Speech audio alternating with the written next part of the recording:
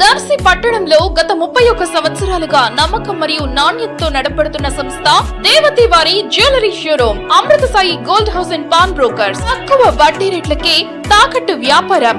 మా షాప్ నందు 2 పేటల తాడు, సాదా గాజులు, డబుల్ లైన్ గాజులపై 365 రోజులు ఆఫర్ కలవు.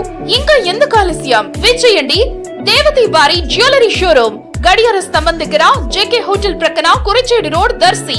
ప్రొప్రైటర్ దేవతి రామారావు. 9440524410. ప్రేక్షకులకు నమస్కారం. ఏడిఎన్ న్యూస్ టీవీ మన దర్శి, మన local channel. ADN news TV ప్రేక్షకులకు నమస్కారం. వార్తలు చదువుతుంది మీ ప్రసన్నారాం.